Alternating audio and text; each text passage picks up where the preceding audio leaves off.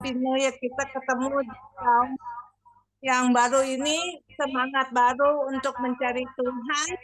Meskipun keadaan semakin sulit, kami percaya kuasa Tuhan makin ada. Amin. Kita angkat pujian. Segala puji syukur hanya bagimu Tuhan. Sebab Kau layak dipuja. Kami mau bersorak, tinggikan namamu. Haleluya. Soraklah, haleluya. Soraklah, haleluya. Haleluya.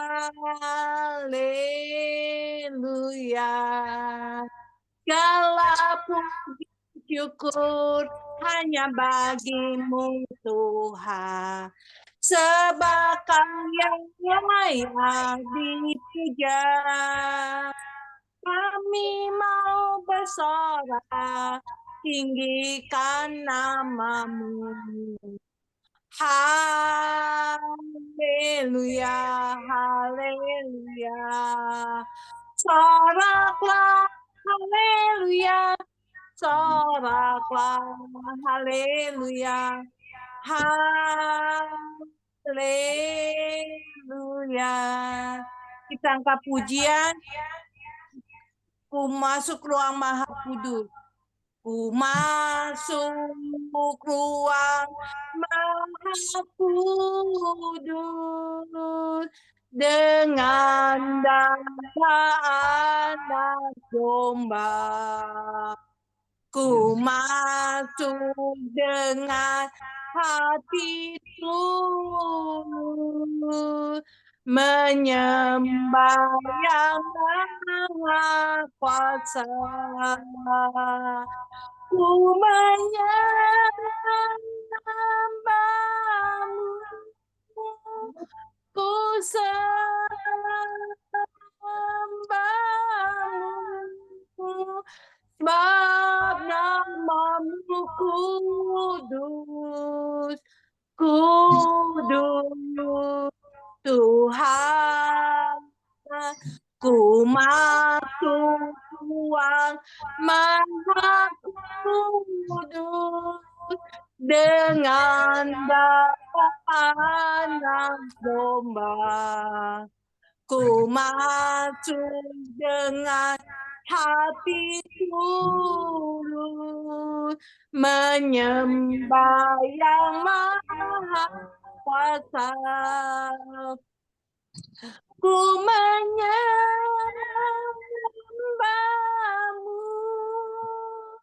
ku sembahmu,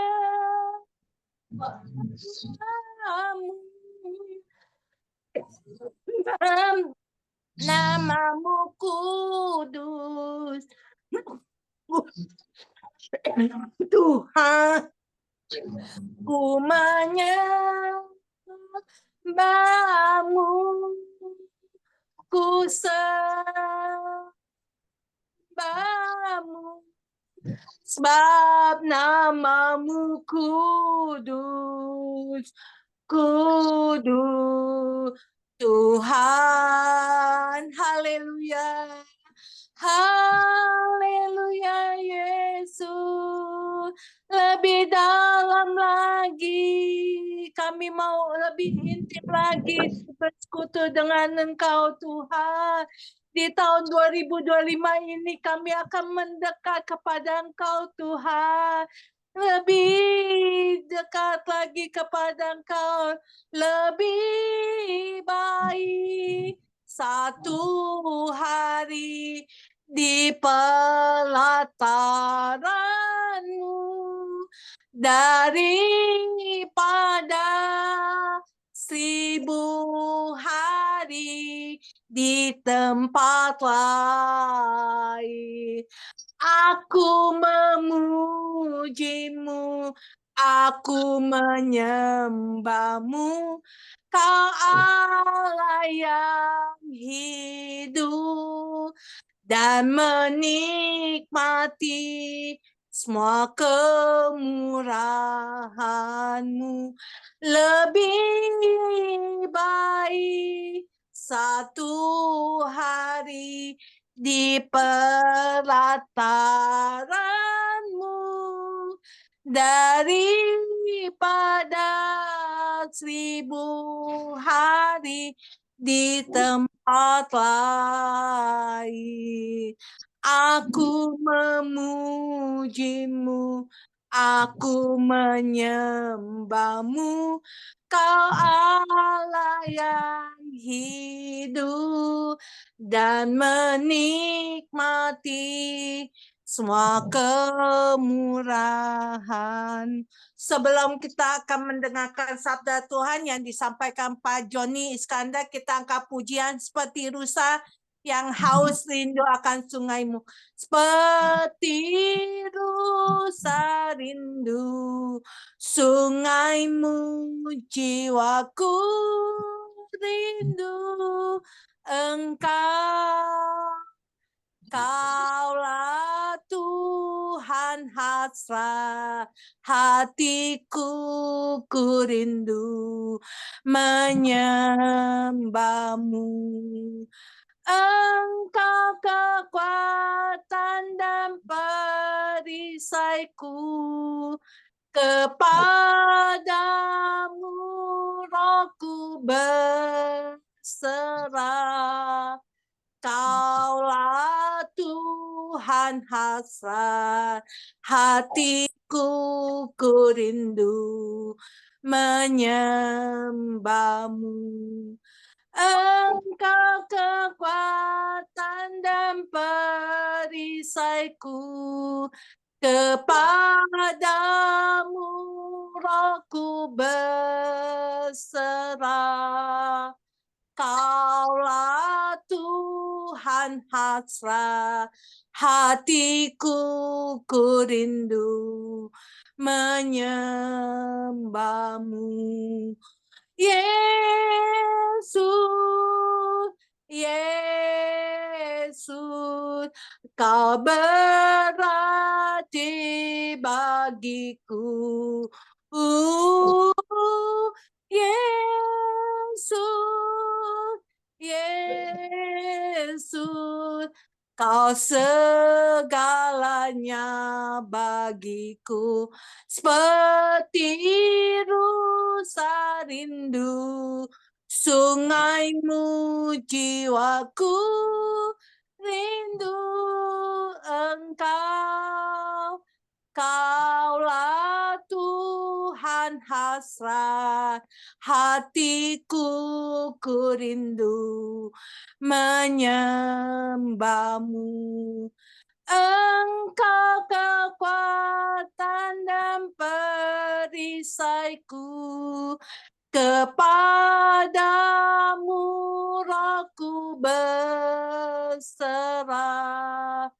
Kaulah Tuhan hasrat hatiku, ku rindu menyembah-Mu. Engkau kekuatan dan perisaiku, kepadamu rohku berserah. Kaulah Tuhan hasrat hatiku, ku rindu menyembah-Mu. Yesus, Yesus, Kau berarti bagiku. Yesus, Yesus, Kau segalanya bagiku. Saya serahkan ke hambanya Pak Doni Sandra. Baik, Shalom. Terima kasih Bu Poni yang sudah Sama-sama Pak. ya. Puji Tuhan. Baik, sekarang kita akan masuk ke dalam sharing firman. Sebelum itu mari kita bersatu dalam doa. Allah Bapa yang kami sembah di dalam nama Tuhan kami, Yesus Kristus, kami mengucap syukur dan terima kasih Tuhan kalau pada hari ini, sore ini, memasuki tahun 2025,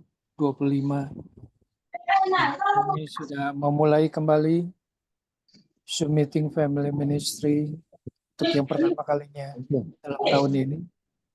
Tuhan, kami ingin menyiapkan hati kami untuk mendengarkan sabda firman-Mu, ialah apa yang hamba-Mu sampaikan pada hari ini, boleh menjadi rema di dalam kehidupan kami. Kami juga berdoa untuk teman-teman kami yang masih belum bergabung, ialah pada kiranya Engkau mempercepat langkah mereka untuk bisa bersama-sama dengan kami untuk mendengarkan firman-Mu yang ingin Kau sampaikan kepada kami. Urapi hamba-Mu yang tidak ada apa-apanya ini, agar supaya apa yang hamba sampaikan benar-benar keluar dari hati-Mu, bukan karena pikiran ataupun pendapat dari hamba sendiri, biarlah itu menjadi suatu kekuatan bagi kami di dalam menghadapi tahun yang baru ini. Terima kasih Tuhan, di dalam nama Tuhan kami, Yesus Kristus, kami telah berdoa dan mengucap syukur. Haleluya. Amin. Shalom, Bapak Ibu yang kasih Tuhan, selamat Hari Natal dan selamat Tahun Baru, dan juga selamat ulang tahun buat Pak Gembala ya, yang kemarin merayakan. Tadi juga mohon maaf saya tidak bisa ikut bergabung karena saya harus check up kesehatan tadi di Rumah Sakit Hermina. Puji Tuhan semuanya baik ya. Semoga Pak Gembala semakin berkati Tuhan, semakin panjang umur ya, kesehatannya semakin lama semakin dipulihkan oleh Tuhan. Amin. Ya. Baik Bapak Ibu yang kasih Tuhan, hari ini saya akan, kalau bulan lalu ya, kalau nggak salah, saya mengambil tema kejujuran.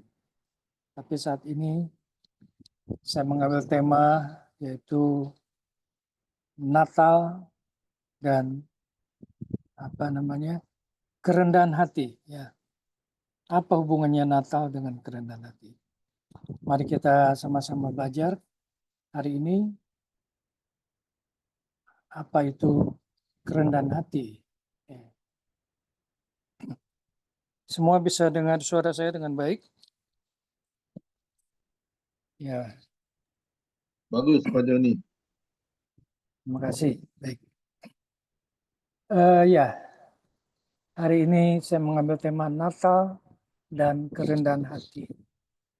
Apa hubungan Natal dengan kerendahan hati? Karena kita masih baru saja merayakan Natal, maka saya ambil tema ini Natal dan kerendahan hati. Ya.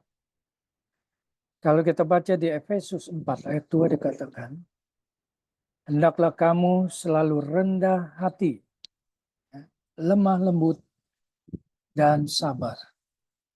Tunjukkanlah kasihmu dalam hal saling membantu. Ya. Itu di Efesus 4 ayat 2. Sekarang kalau kita buka dari Kamus Besar Bahasa Indonesia, rendah hati adalah sifat yang tidak sombong atau tidak angkuh. Itu yang disebut rendah hati. Tapi kita harus bisa membedakan rendah hati dengan rendah diri. Apa itu rendah diri? Rendah diri adalah merasa dirinya kurang. Ya, saya merasa saya kurang, saya tidak bisa apa-apa, ya. Saya tidak mampu. Nah itu orang yang rendah diri namanya, tidak percaya dengan kemampuan dia. Walaupun sebenarnya Tuhan sudah memberikan talenta pada dia, tapi karena dia merasa kurang dan merasa rendah diri, akibatnya dia menjadi orang yang minder, ya. Kalau orang Belanda bilang minderwaardigheidscomplex, orang yang rendah diri. Ya. Kemudian kita lanjutkan. Apa hubungannya Natal dengan kerendahan hati? Nah ini ya, sesuai dengan tema kita. Natal itu erat kaitannya dengan kerendahan hati, saudara. Alasannya ialah pertama, ya, kelahiran Yesus yang merupakan pusat perayaan Natal itu lahir dalam kondisi yang sederhana, yang tidak lahir di istana. Ya. Yesus tidak dilahirkan di istana yang megah, melainkan di kandang domba. Nah, hal ini menunjukkan kerendahan hati Tuhan yang Maha Kuasa itu. Betul? Nah, kemudian apa teladan hidup yang Tuhan Yesus sudah berikan kepada kita? Sepanjang hidupnya, Yesus selalu menunjukkan sikap rendah hati, saudara. Ia melayani orang lain, dia juga mengampuni dosa-dosa kita, dan dia tidak mencari pujian. Dia tidak merasa dipuji. Maaf sebentar.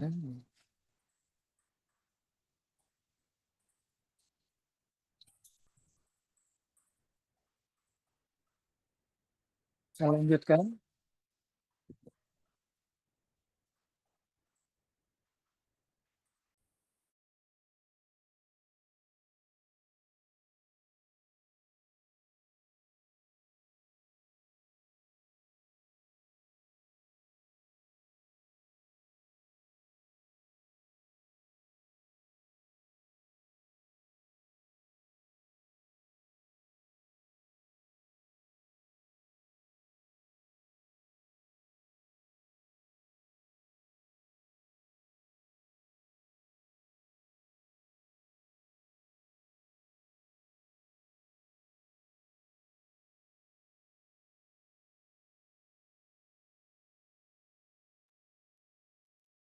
Maaf, tadi anjing berisik. Ya, sebenarnya nilai-nilai apa yang diwartakan pada Natal, seperti kasih, ya, damai, dan pengorbanan, semuanya itu berakar pada kerendahan hati. Mari kita refleksikan diri bahwa Natal menjadi momen bagi kita untuk merefleksikan diri kita.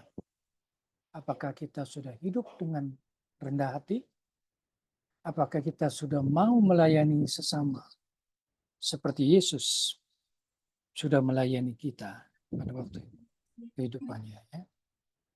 Intinya yaitu Natal mengajak kita untuk meneladani kerendahan hati Yesus di dalam kehidupan yang semakin materialistis. Nilai kerendahan hati menjadi semakin penting untuk kita pegang. Amin. Jadi intinya Natal itu memang mengajak kita untuk meneladani kerendahan hati Yesus. Ya. Yesus adalah teladan buat kita sebagai pribadi yang merendahkan hatinya. Ya. Oke, saya lanjutkan.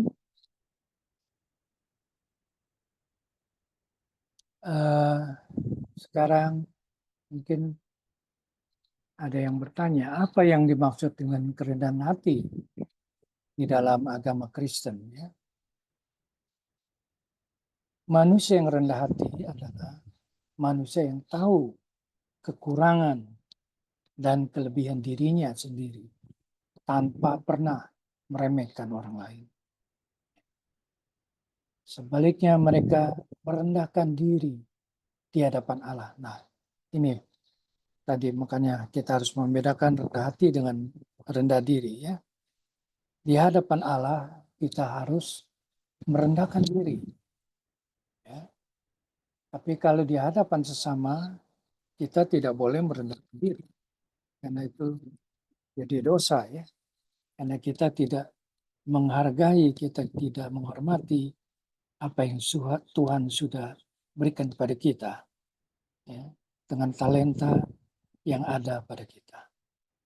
Jadi, sekali lagi, manusia rendah hati adalah manusia yang tahu kekurangan dan kelebihan dirinya tanpa pernah meremehkan orang.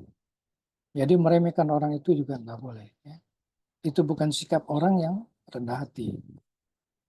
Ya, kita harus mengakui kelebihan orang lain. Ya. Sebaliknya kita juga tidak boleh meremehkan apa yang sudah Tuhan berikan kepada kita. Ya. Oke. Sekarang mungkin kita coba tinjau sejenak ciri-ciri rendah hati di mana yang bisa kita temukan di dalam Alkitab ya. Nah itu ya, jadi rendah diri itu perasaan bahwa seseorang lebih rendah dibanding orang lain dalam satu atau banyak hal. Perasaan demikian dapat muncul sebagai akibat sesuatu yang nyata atau hasil imajinasinya saja. Muncul sebagai akibat sesuatu yang nyata atau hasil imajinasinya saja. Sementara itu, rendah hati merupakan sikap yang dapat ditunjukkan melalui kesadaran bahwa manusia adalah makhluk fana yang penuh keterbatasan.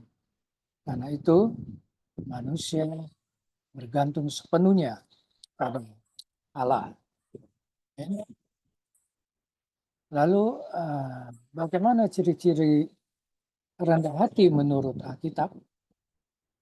Ciri-ciri kerendahan hati menurut Alkitab adalah sebagai berikut.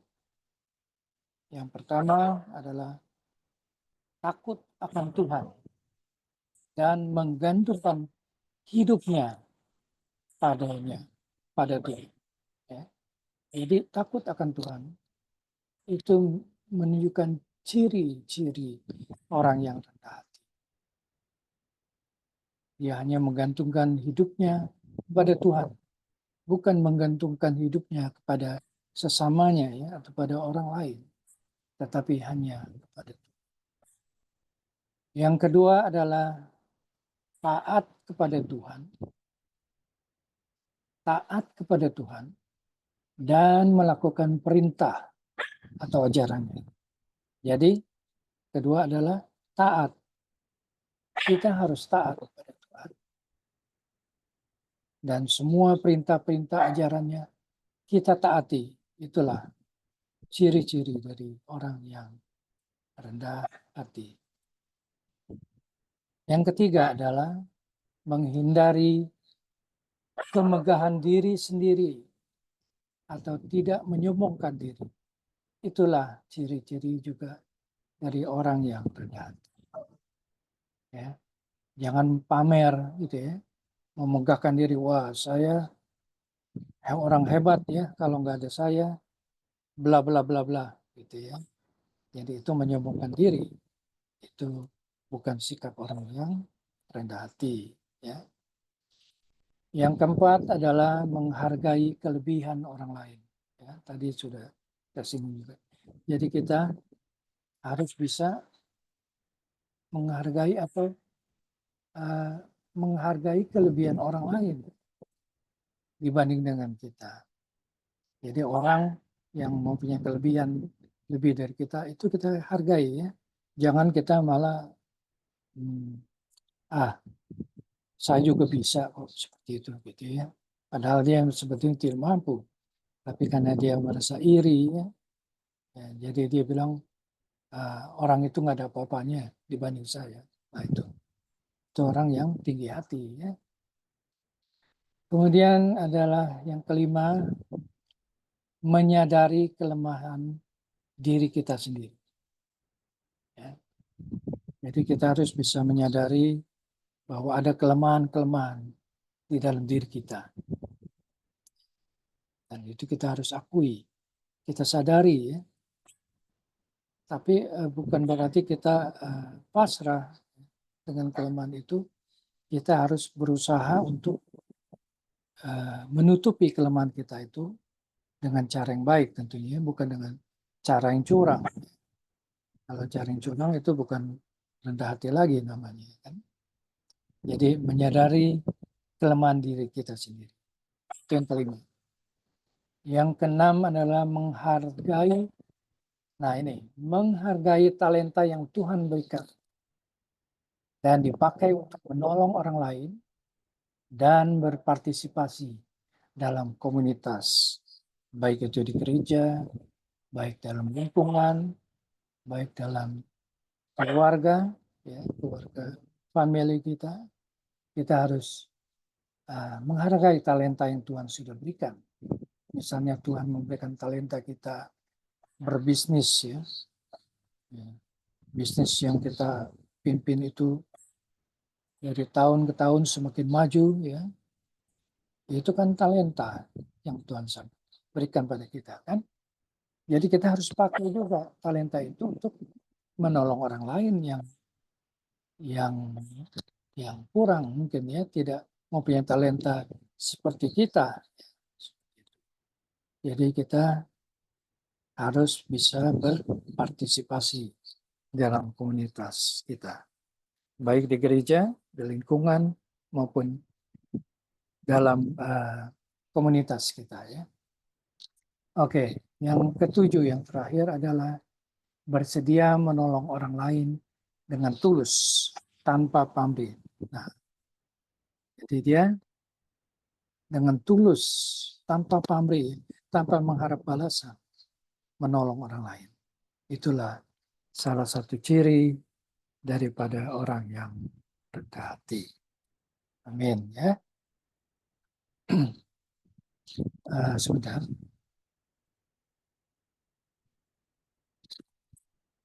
Oke, saya lanjutkan. Kerendahan hati itu memperoleh penekanan utama ya di dalam ajaran Tuhan Yesus. Ia tidak hanya mengajarkan prinsip-prinsip kerendahan hati, namun ia mempraktikannya. Ia mempraktikannya, saudara. Bukan hanya teori, ya. Mengajarkan teori-teori, tapi tidak ada prakteknya. Ya. Dia mengajar sekaligus menjadi panutan di dalam hal kerendahan hati. Itulah yang Tuhan Yesus sudah lakukan. Ya. Prinsip-prinsip kerendahan hati yang Yesus lakukan adalah dia mempraktikannya di dalam kehidupannya. Berulang kali Yesus menegaskan bahwa orang yang rendah hatinya adalah orang yang akan masuk ke dalam kerajaan surga, saudara. Ia juga mengecam murid-muridnya yang masih bertengkar ya tentang siapa yang terbesar di antara mereka. Ya, pernah ada orang ya di mana mereka mengatakan dia lebih hebat daripada murid-murid yang lain. Nah, itu. Apa Ibu sudah tahu ya siapa itu?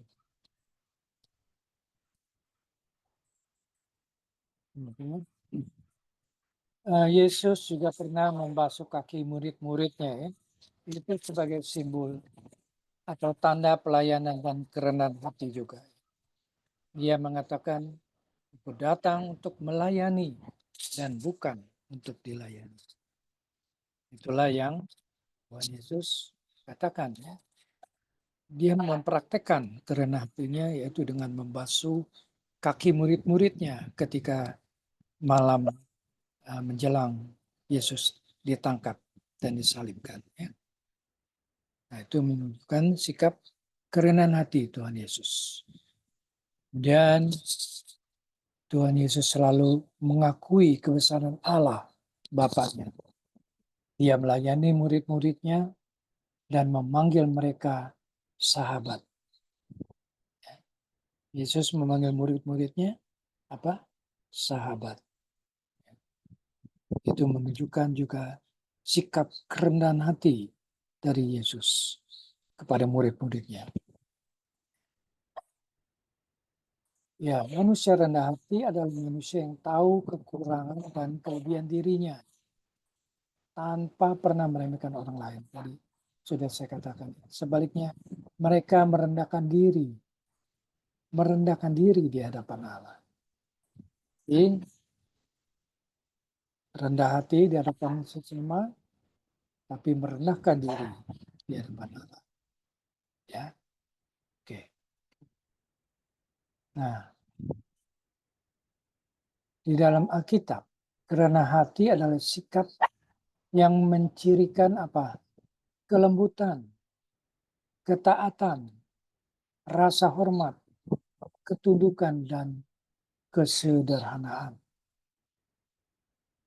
Jadi orang yang rendah hati dalam Alkitab itu memiliki beberapa ciri, diantaranya adalah pertama bersedia menerima keadaan yang rendah hati. Kemudian bergaul dengan orang yang berkedudukan lebih rendah dari dia.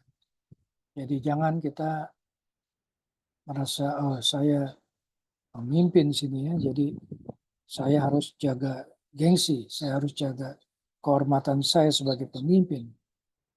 Tidak ya. Nah di sini dikatakan orang yang rendah hati mau bergaul dengan orang yang kedudukannya lebih rendah daripada dia. Kemudian orang yang rendah hati juga jujur di hadapan Tuhan mengenai realitas dirinya. Dia mengakui di hadapan Tuhan, saya menyadari, saya mengakui, saya penuh dengan kelemahan. Saya masih sering jatuh bangun di dalam dosa. Saya tidak bisa meninggalkan dosa saya. Seperti itu. Jujur aja di hadapan Tuhan. Jangan di hadapan orang lain bilang, oh saya tidak pernah berbuat dosa. Saya orang yang tidak pernah berdosa. Nah itu nggak jujur. Ya. Nggak jujur di hadapan orang lain, apalagi di hadapan Tuhan yang tidak kelihatan. Tuh. Kemudian orang yang rendah hati juga memahami karunia yang telah diberikan Tuhan kepadanya. Mungkin banyak di antara kita di family ministry ini mempunyai karunia untuk bernubuat, mempunyai karunia untuk mengajar, ya, mempunyai karunia untuk menasehati dan sebagainya. Hargailah semua karunia yang diberikan Tuhan kepada kita. Kemudian orang yang rendah hati juga mengakui kelemahan, dosa, dan kegagalan manusiawi. Jadi kalau kita menghadapi kegagalan, jangan putus asa, ya. Kita harus mengakui kegagalan kita itu karena kita adalah orang yang manusia biasa, ya, yang bisa saja gagal, ya, jatuh dalam kegagalan. Tetapi tidak berarti kita harus menyerah, kita langsung putus asa sehingga kita tidak mau mencoba terus. Ya. Karena seperti mungkin yang Bapak Ibu sering dengar, bagaimana Colin dan Alexander ya, yang berkali-kali ditolak ya konsep masakan fried chickennya itu ya. Berapa puluh kali ditolak ya, ratusan mungkin, tapi dia tetap maju, tidak pernah menyerah dengan kegagalan. Akhirnya dia sudah menjadi orang yang berhasil walaupun saat ini dia sudah tidak ada lagi ya, di dunia.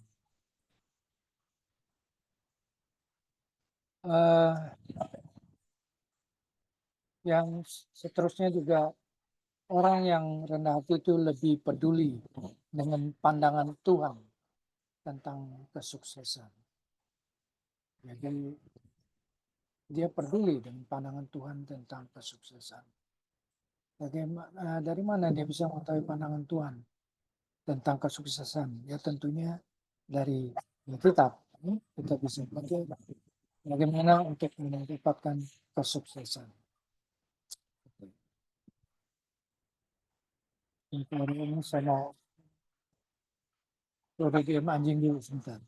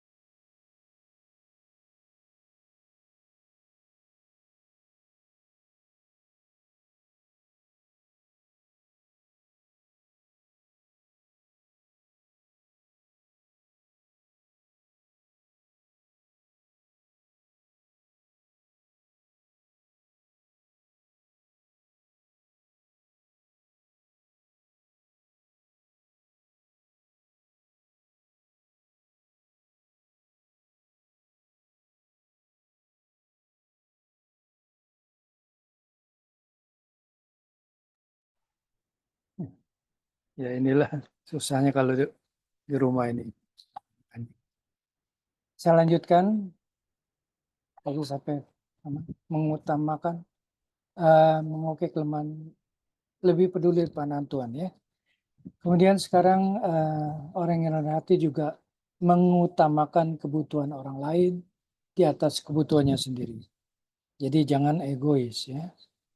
Kalau kita merasa kita sudah tercukupi kebutuhan hidup kita juga harus memperhatikan orang-orang yang mungkin kurang beruntung ya.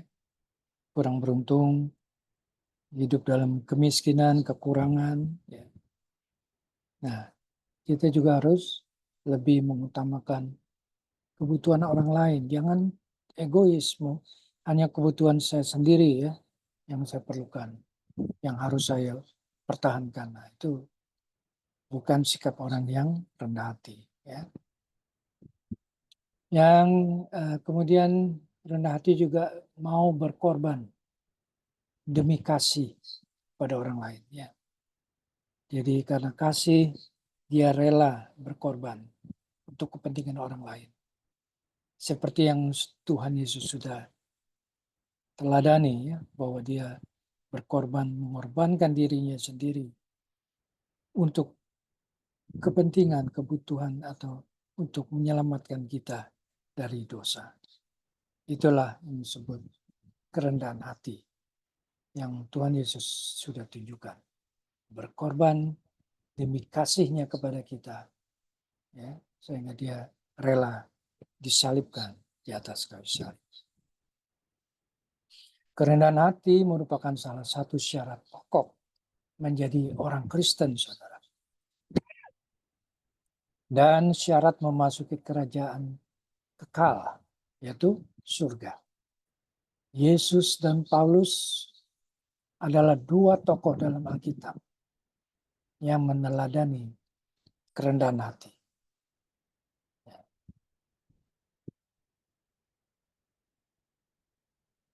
Oke, itu mengenai ciri-ciri. Ya. Sekarang kita kembali lagi pengertian sifat rendah hati. Rendah hati sering juga disebut dengan tawaduk, yang artinya tidak angkuh dan tidak sombong. Seseorang yang memiliki sifat rendah hati selalu bersikap tenang, sederhana, dan sungguh-sungguh menjauhi perbuatan sombong. Sifat ini sering tertukar dengan rendah diri. Ya, tadi sudah saya jelaskan. Tapi kita lanjutkan saja bagaimana cara Tuhan Yesus menunjukkan sikap kerendahan hati. Selain teladan Yesus yang ditunjukkan ketika ia membasuh murid-muridnya, kaki murid-muridnya, sikap rendah hati Yesus juga disebut dalam Filipi 2 ayat 7. Di mana Yesus mengosongkan dirinya, mengambil rupa seorang hamba, dan merendahkan dirinya menjadi sama seperti manusia. Oke. Jadi mengosongkan dirinya, mengambil rupa seorang hamba, dan merendahkan dirinya menjadi seperti kita, seperti manusia. Itulah sikap yang ditunjukkan oleh Tuhan Yesus sebagai sikap kerendahan hati.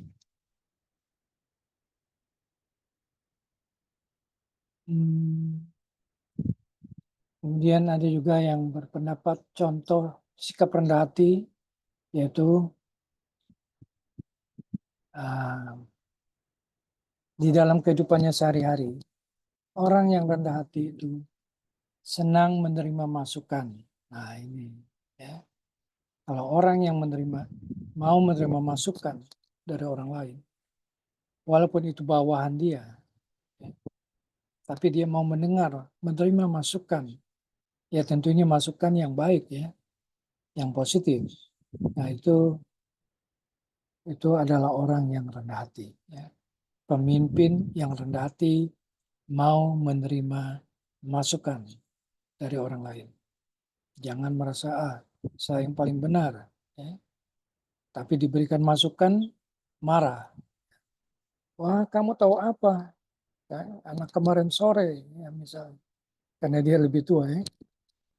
Nah, kamu kan anak kemarin sore, saya lebih berpengalaman dalam hal itu. Jadi kamu nggak usah ngajarin saya. Nah itu adalah sikap orang yang tinggi hati, ya. Dia tidak mau menerima masukan dari orang lain. Kemudian rendah hati dalam sehari-hari juga orang mau mengakui kesalahan. Ya. Nah ini kadang-kadang sulit, ya, mau mengakui salah. Kadang-kadang banyak orang juga yang udah tahu dia salah, ya, tapi dia mau menutupi kesalahannya dengan mencari kambing hitam, ya. Wah, itu kan karena gara-gara dia, makanya saya jadi begini, gitu. Itu karena hasutan dia sehingga saya jadi begini. Nah, dia terus mengelak, ya, mengelak dari kesalahan, tidak mau menerima kesalahan. Itulah orang yang tinggi hati, ya, bukan orang yang rendah hati. Contohnya, ya. Kemudian orang yang rendah hati juga mempunyai ciri memberi pengharapan pada orang, memberikan penghargaan, maksud saya, memberi penghargaan pada orang lain. Ya. Jadi walaupun dia bawahan kita, ya, staf di bawah kita, tapi kalau dia berprestasi dengan baik, kita tidak boleh sungkan untuk mengatakan kamu baik, ya, pendapat kamu cemerlang, saya hargai pendapat kamu. Nah itulah sikap orang yang rendah hati, mau menghargai orang lain, ya. Jangan cuman menyombongkan diri sendiri, ya, tapi kita juga bisa menghargai. Penghargaan, memberikan penghargaan pada pendapat orang lain, ya, yang membangun. Yang keempat adalah berbicara dengan hormat. Nah, kalau bicara itu hati-hati, jaga lidahmu, kata Tuhan, ya. Jangan sampai kalimat-kalimat yang bisa menyebabkan orang marah, bisa menyebabkan orang tersinggung, itu keluar dari mulut kita. Pernah disampaikan oleh Ibu Lili Yusuf, ya, mulutmu harimaumu. Jadi hati-hati dalam tutur kata, ya. Kita harus berbicara seperti kita menghormati Tuhan kita, ya. Kita hormat pada orang yang tentunya yang atasan kita, tetapi kita juga hormat kepada bawahan-bawahan kita, ya. Kalau mau dihormati, kita juga harus bisa menghormati orang lain. Betul ya?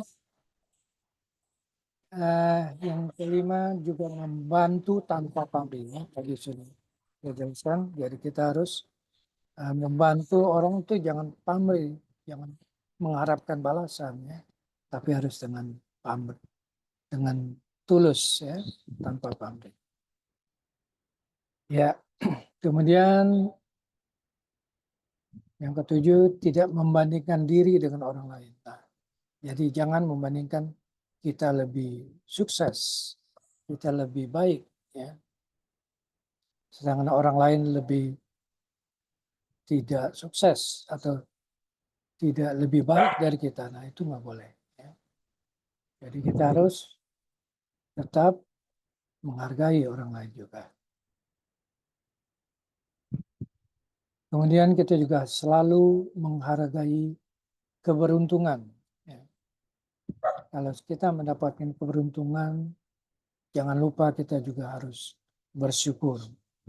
Karena sumber berkat itu adalah dari Tuhan Yesus, Tuhan sendiri ya, yang memberkati kita.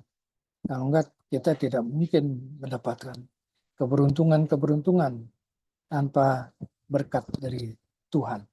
Amin. Nah, kemudian ada yang bertanya, orang yang rendah hati itu seperti apa ya?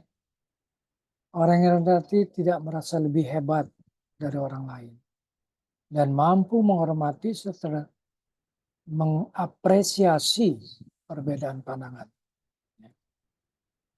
Mereka cenderung altruistik dan senang membantu.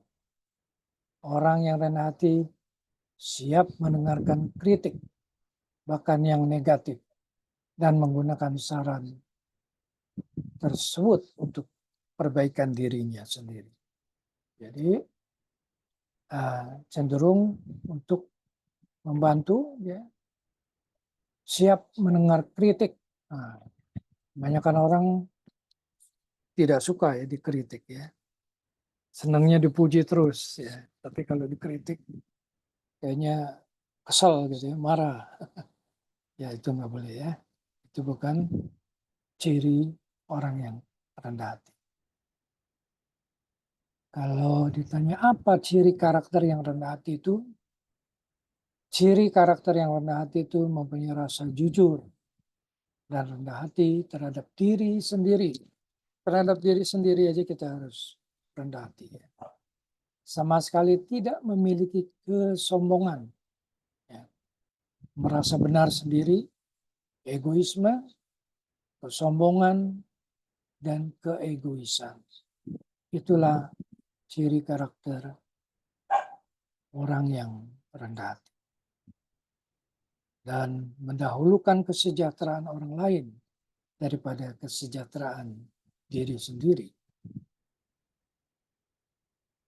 Kemudian kita ulas lagi perbedaan rendah hati dengan rendah diri. Rendah diri adalah merasa kurang diri, ya. Sedangkan rendah hati tidak sombong atas kelebihan yang dia miliki. Minder atau merasa sangat tidak percaya dengan diri sendiri dan kerap ditunjukkan di hadapan orang lain. Itulah sikap orang yang rendah diri. Ya. Contohnya orang yang rendah hati adalah membiarkan seseorang antre di depan kita. Ya. Jangan nyelak. Ya. Anda melihat mereka sedang terburu-buru, ya. Kemudian misalnya kita lagi ke dokter ini, kemudian kita lihat ada pasien yang datang dengan tertati-tati gitu ya, kelihatannya sangat urgent sekali, ya itu sebaiknya kita mengalah walaupun giliran kita seharusnya, tapi kita biarin suster bapak ini dulu atau ibu ini dulu yang masuk, saya belakangan gitu ya. Nah itu adalah sikap rendah hati. Ya. Atau kita sebagai pemilik perusahaan, tapi kita tidak sombong kepada karyawan-karyawan kita. Ya. Bahkan kita menganggap mereka sebagai mitra, ya, bukan sebagai hamba. Nah, itulah sikap orang yang rendah hati. Ya. Contohnya, ya, contoh nyatanya. Sekarang mungkin ada lambang kerendahan hati. Di luar konteks keagamaan, kerendahan hati didefinisikan sebagai tidak mementingkan diri sendiri, terbebas dari kesadaran diri, satu bentuk kesederhanaan yang tidak memiliki kesombongan atau keangkuhan, maupun kerendahan diri sendiri. Kerendahan hati mengacu pada rasa harga diri yang tepat. Ya, itu lambangnya. Oke, sekarang saya lanjutkan. Apa keuntungan atau manfaat dari orang-orang yang rendah hati? Ya. Yang pertama, diperhatikan oleh Allah. Luar biasa. Diperhatikan oleh Allah, saudara. Mazmur 138 ayat 6. Nah, kita sekarang kupas dari ayat-ayatnya, ya. Mazmur 138 ayat 6 dikatakan, diperhatikan oleh Allah.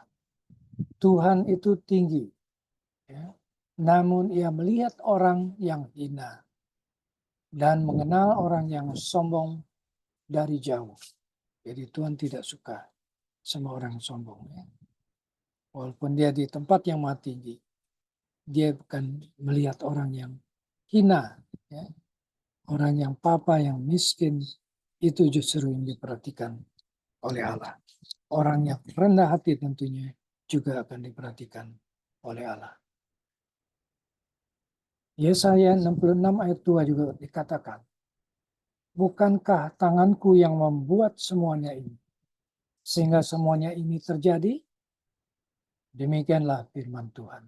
Tetapi kepada orang inilah aku memandang kepada orang yang tertindas dan patah semangatnya, dan yang gentar kepada firman-Ku.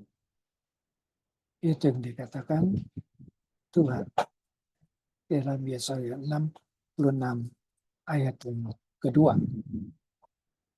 Kemudian apalagi keuntungan bagi orang yang rendah hati? Yang kedua adalah tadi diperhatikan, kalau sekarang didengar oleh Allah. Seperti Mazmur 9 ayat 13 dikatakan, sebab dia yang membalas penumpahan darah ingat kepada orang yang tertindas. Teriak mereka tidaklah dilupakannya. Ya, didengar.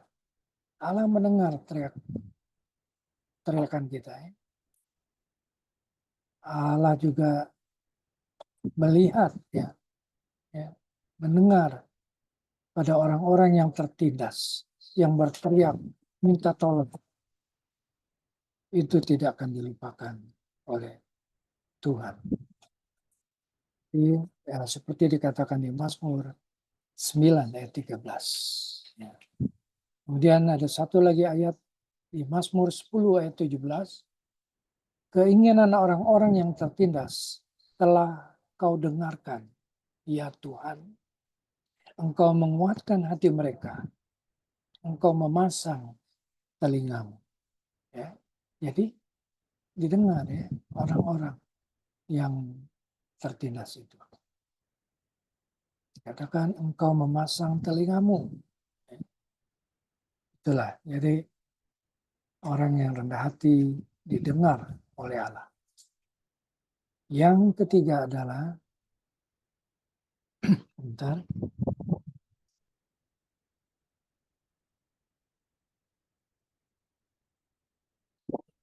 ya.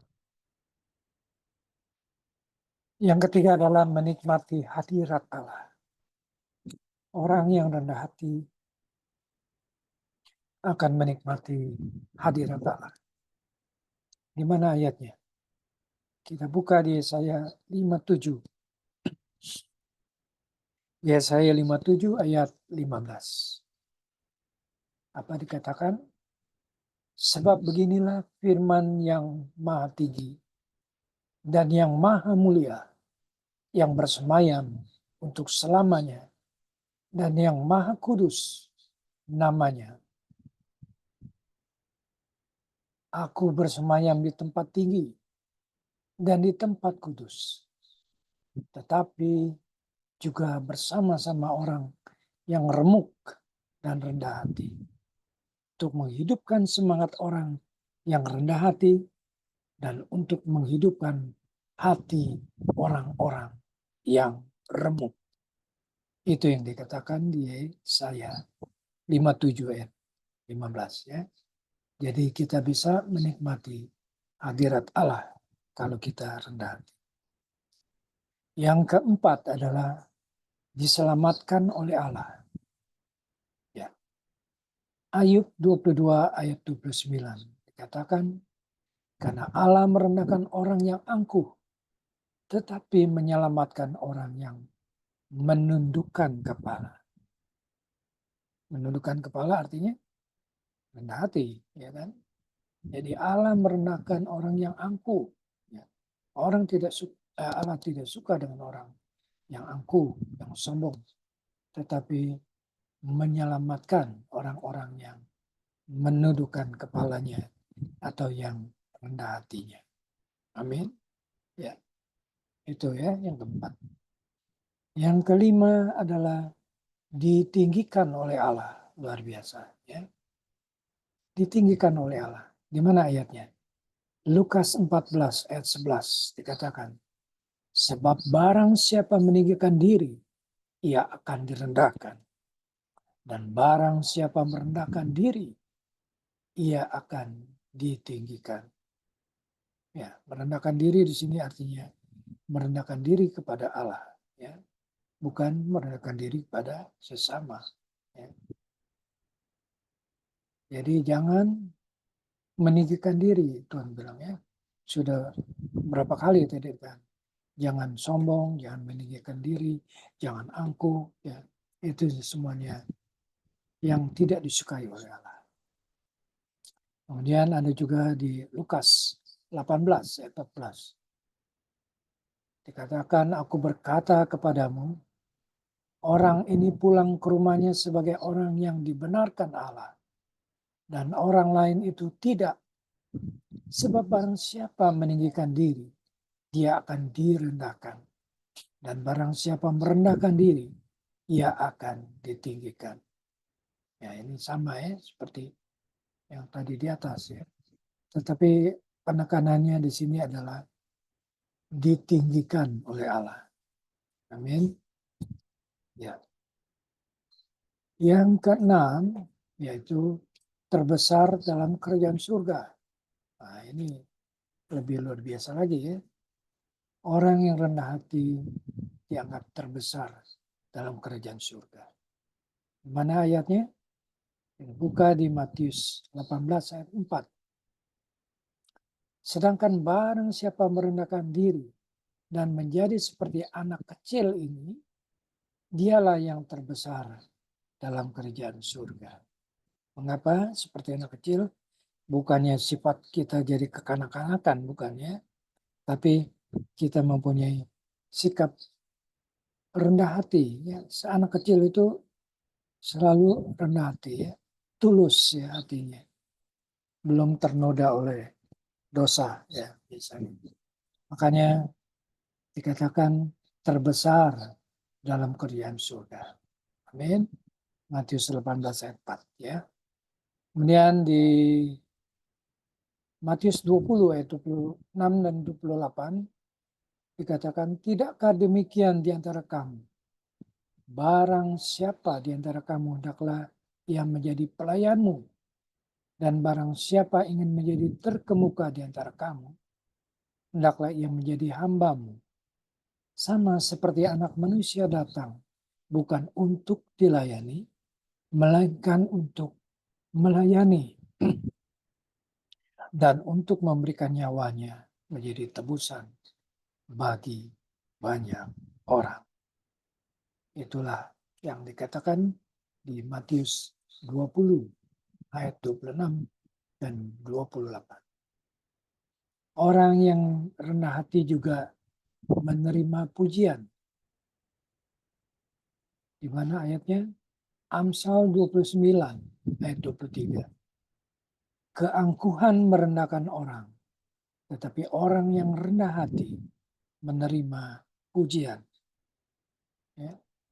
Kalau orang yang rendah hati itu menerima pujian dari Tuhan. Ya, jadi kita harus selalu rendah hati, ya. Jangan angkuh. Kemudian orang yang rendah hati juga mendahului kehormatan. Apa yang dimaksud mendahului kehormatan? Kita lihat di Amsal 15 ayat 33. Takut akan Tuhan adalah didikan yang mendatangkan hikmat, dan kerendahan hati mendahului kehormatan. Ya, mendahului kehormatan. Jadi takut akan Tuhan adalah didikan, ya, yang mendatangkan hikmat buat kita. Tetapi kerendahan hati itu mendahului kehormatan.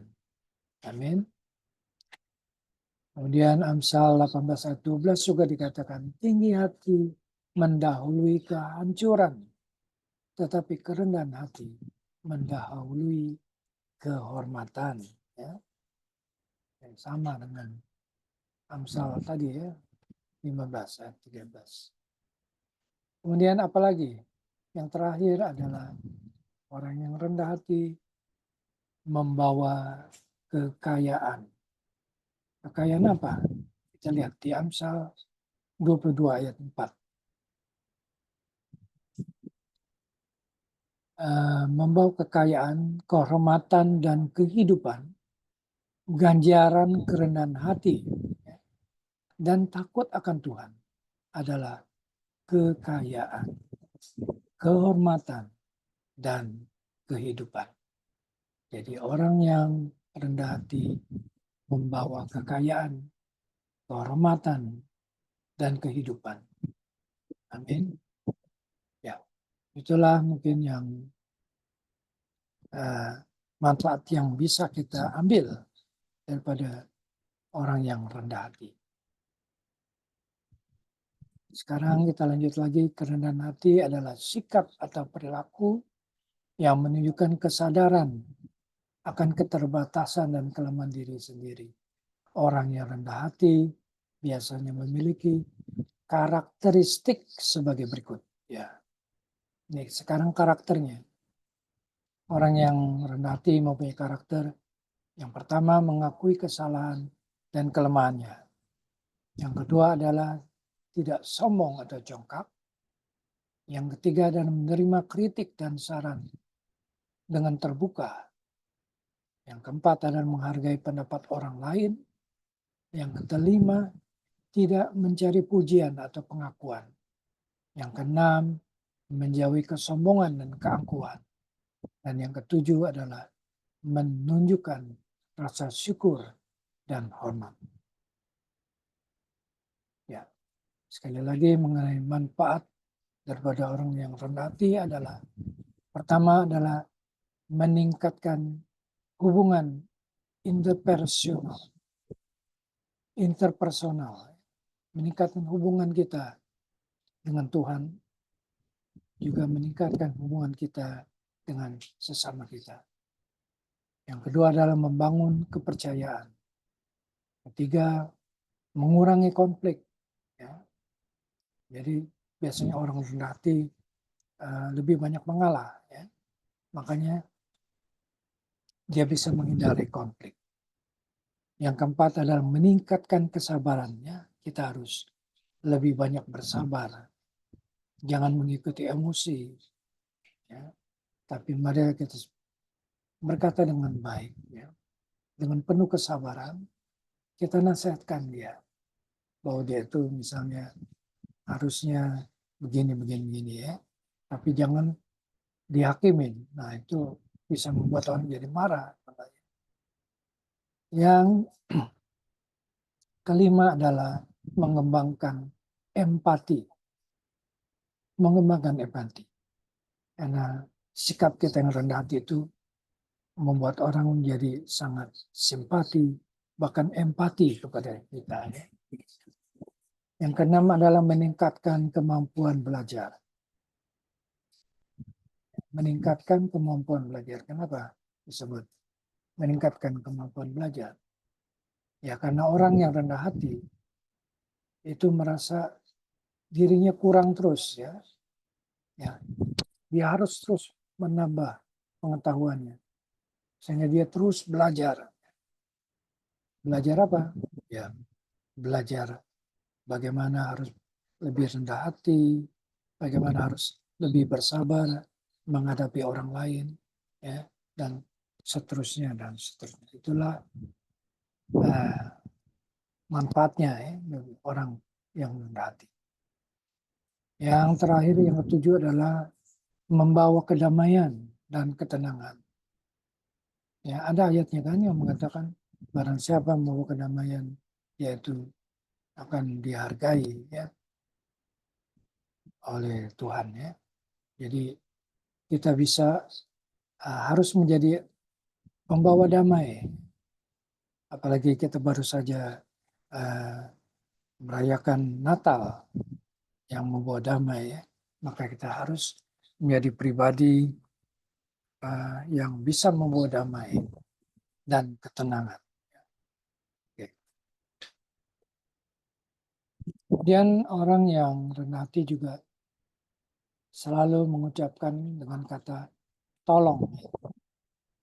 Dan tidak lupa mengatakan terima kasih. Mengucapkan tolong, ya, Pak tolong ya. Nah, Pak tolong saya ambilkan minuman itu. Ya, misalnya. Nah itu harus ada kata tolong ya. Jangan, Pak tolong, Pak ambilin itu. Itu bukan orang yang rendah hati. Ya. Dan kalau kita sudah ditolong orang lain, jangan lupa untuk mengatakan terima kasih.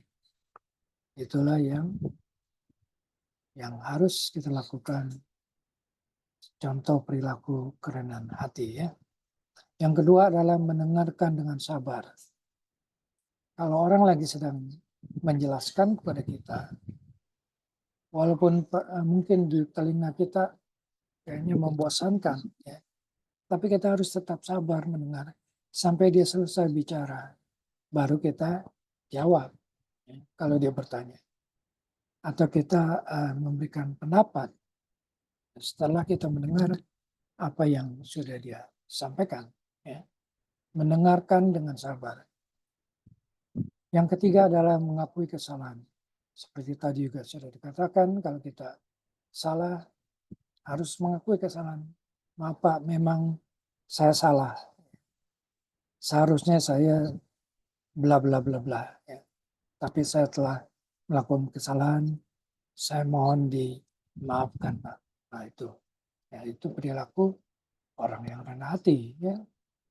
Yang keempat adalah memberikan pujian kepada orang lain. Tadi juga sudah saya katakan, kita harus menghargai orang lain yang memberikan pendapat yang cemerlang, ya, yang membangun buat kita. Yang kelima adalah menjauhi perdebatan yang tidak penting. Ya. Kalau ada perdebatan, sebaiknya jangan didebat lagi, ya. Itu nggak habis-habis. Nanti akhirnya bisa tonjok-tonjokan gitu. Ya, jadi kita harus berusaha untuk menghindar dari perdebatan. Ya. Misalnya pendapat kita berbeda dengan dia, kita katakan, ya oke lah itu mungkin pendapat Bapak atau saudara seperti itu ya, tapi mungkin saya beda pendapat, tapi kita tidak usah perdebatkan di sini, gitu ya. Nah itu lebih baik ya daripada wah nggak bisa Bapak itu salah itu menyesatkan itu nggak boleh ngomong gitu. Nah itu namanya cari ribut ya, orang yang cari ribut. Baik. Kerendahan hati kalau ditinjau dari berbagai agama ya nggak apa-apa. Saya katakan di sini ada 3 agama, misalnya Islam ya, pertama agama Islam. Agama Islam mengatakan kerendahan hati itu sebagai bagian daripada iman. Yang diambil dari Al-Araf ya. Al-Araf 205. Itu menurut saudara-saudara kita yang muslim. Kerendahan hati adalah bagian dari iman. Kemudian kalau Kristen bilang apa? Kristen mengatakan kerendahan hati sebagai buah Roh Kudus. Seperti yang tertulis di Galatia 5 ayat 22 sampai dengan 23 ya. Salah satu buah Roh Kudus adalah kerendahan hati. Amin ya. Kemudian kalau saudara-saudara kita yang Buddha mengatakan kerendahan hati sebagai jalan menuju pencerahan. Ya. Kerendahan hati sebagai jalan menuju pencerahan. Saya pikir semuanya itu baik ya. Tapi kita tetap pada iman kita masing-masing. Kalau kita Kristen ya kita katakan ya itu salah satu buah Roh Kudus ya. Seperti di Galatia 5 ayat 22 sampai 23. Oke.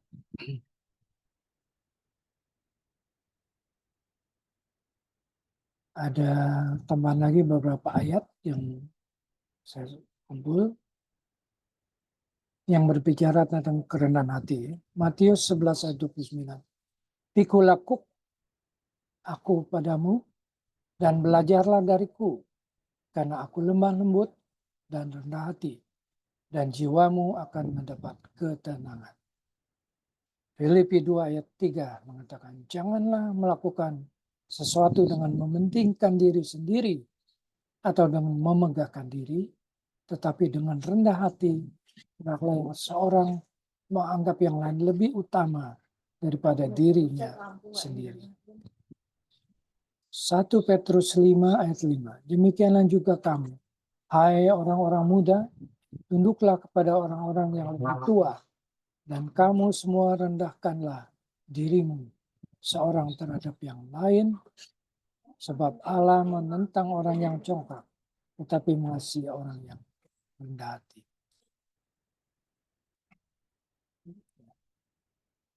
Itu kira-kira ayat-ayat yang sebagai tambahan yang saya sampaikan kepada kita semua.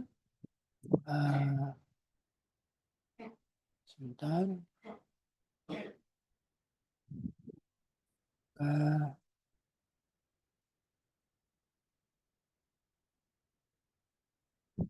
Sebagai akhir, kita akan tutup dengan doa ya. Mudah-mudahan apa yang sudah saya sampaikan tadi bisa bermanfaat, bisa kita untuk mengoreksi diri, mempelajari apa-apa saja yang harus kita lakukan agar supaya kita menjadi orang yang rendah hati. Dan kita juga bisa tahu bagaimana ciri-ciri orang yang rendah hati. Baik, sampai situ firman yang saya sampaikan. Sekarang kita akan tutup dalam doa. Mari kita bersatu dalam doa. Allah Bapa yang makasih, puji dan syukur kami ucapkan kepadamu Tuhan. Kalau pada sore menjelang malam hari ini, Engkau telah mengajarkan pada kami bagaimana kami harus tetap rendah hati. Kami tidak ingin menjadi orang yang sombong, orang yang congkak, orang yang selalu mementingkan diri sendiri, yang tidak peduli dengan orang lain. Kami bersyukur kalau hari ini kami boleh belajar bagaimana untuk bersikap rendah hati. Dan juga merendahkan diri kami di hadapan Tuhan. Kami menyadari masih banyak kelemahan, kekurangan yang harus kami perbaiki di dalam kehidupan kami. Untuk itu, ampunilah kami Tuhan, kalau selama ini kami masih menjadi orang yang sombong, orang yang congkak, orang yang tidak peduli, mementingkan diri sendiri, egois, dan sebagainya. Kami tahu Tuhan, Engkau tidak suka kami mempunyai sifat seperti itu. Oleh karena itu, mulai malam ini kami ingin merubah sifat kami menjadi sifat yang lebih baik sebagai orang yang rendah hati. Tuhan, kiranya Roh Kudus-Mu selalu menyertai kami, membimbing kami untuk ke jalan yang benar sebagai orang-orang yang rendah hati di hadapan sesama kami, apalagi di hadapan-Mu sebagai Tuhan dan Juru Selamat kami. Terima kasih Tuhan. Kami mau akhiri dengan doa yang Kau ajarkan pada kami sendiri, yaitu doa Bapa kami. Bapa kami yang ada dalam surga, dikuduskanlah nama-Mu. Datanglah kerajaan-Mu, jadilah kehendak-Mu di atas bumi seperti di dalam surga. Berilah pada hari ini makanan kami secukupnya, dan ampunilah kesalahan kami, seperti kami pun telah mengampuni orang yang bersalah kepada kami. Dan janganlah masukkan kami ke dalam pencobaan, tetapi bebaskanlah kami daripada yang jahat. Karena Kau yang punya kerajaan, kuasa, dan kemuliaan untuk selama-lamanya. Amin. Dalam nama Bapa, Putra, dan Roh Kudus, kami telah berdoa dan mengucap syukur. Haleluya. Amin. Ya, terima kasih. Saya kembalikan pada Pak Gembala. Ya, terima kasih untuk hambanya, Bapak Joni Iskandar. Luar biasa ya, penjabarannya luar biasa komplit ya, sampai tentang ciri-ciri ya, bagaimana kita bisa memiliki kerendahan hati. Memang nggak mudah ya memiliki kerendahan hati. Terkadang kita bisa lupa diri ya, kalau kita sudah mungkin dikenal ya sebagai hamba Tuhan, rasanya kita sudah bangga ya dengan diri kita, akhirnya kita lupa ya, kita bukan rendah hati, tetapi kita jadi sombong ya, mungkin dari jabatan kita ya, kita sudah rasanya sudah luar biasa ya, padahal apa yang kita lakukan seperti itu yang tidak disukakan oleh Tuhan. Amin. Ya, kita harus tetap memiliki kerendahan hati. Siapa sih kita ini? Kita ini cuman pelayan ya, yang harus tetap rendah hati sekalipun kita dikenal, sekalipun mungkin nama kita sudah di mana-mana sudah orang tahu ya, itu nggak jadi masalah buat pelayanan kita. Apa yang harus kita banggakan ya? Nggak ada ya. Yang harus kita banggakan harusnya kita semakin rendah hati ya. Apa yang kita tinggikan itu nggak ada akan menjadi kebanggaan Tuhan. Kita harus ingat itu ya. Jadi kita tetap rendah hati, bisa bergaul ya dengan teman-teman kita yang mungkin lebih ada di bawah kita ya. Apalagi kita sebagai gembala ya, kita sebagai pemimpin ya, kita harus humble ya, harus benar-benar bukan kita minta dihormati ya, tapi kita harus jaga status diri kita ya, supaya apa? Supaya kita disegani ya,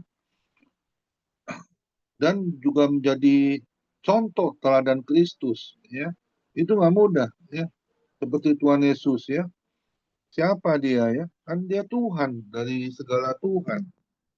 Dia mau merendahkan dirinya, bahkan dia mau menjadi sama seperti kita, datang ke dunia ini ya.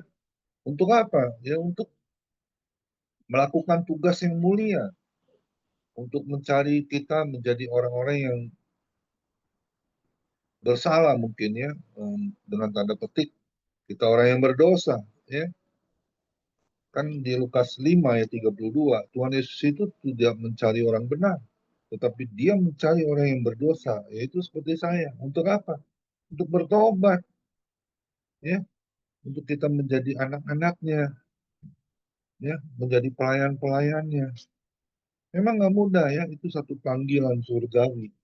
Ya tadi dijabarkan juga tentang talenta, ya, bagaimana kita bisa mengembangkan talenta kita yang sudah dikaruniakan Tuhan bagi kita untuk melakukan apa yang menjadi tugas kita, tugas yang mulia. Untuk apa? Untuk mencari orang-orang yang dulunya seperti kita, ya, yang tidak mengenal Tuhan, ya, yang hidupnya morat-marit, ya, bukan anak Tuhan lagi, tapi anak hantu, terbalik, ya. Tapi kalau kita sudah dikatakan 2 Korintus 5 ayat 17, kita ini adalah ciptaan baru yang lama sudah berlalu. Dan kita harus tetap jaga status kita menjadi ciptaan yang baru. Sampai kapan? Sampai hidup kita benar-benar dibenahi hari demi hari, sehingga hidup kita ini dapat berkenan di hadapan Tuhan. Itu yang terutama, harus berkenan. Gimana kita bisa hidup berkenan? Takut akan Tuhan. Lakukan apa yang menjadi perintah Tuhan. Ya, Yohanes 14 ayat 15, jika engkau mengasihi Tuhan, kau harus menuruti segala perintah-perintahnya. Amin. Ya, lakukan. Memang nggak mudah, ya, kita bayar harga, kita dulunya yang hidupnya morat-marit, ya, melakukan kesalahan, melakukan dosa. Hari ini Tuhan ingatkan untuk itu, berbalik kepada jalan yang benar. Amin. Memiliki tetap kerendahan hati. Natal membawa sukacita yang penuh. Tahun baru 2025.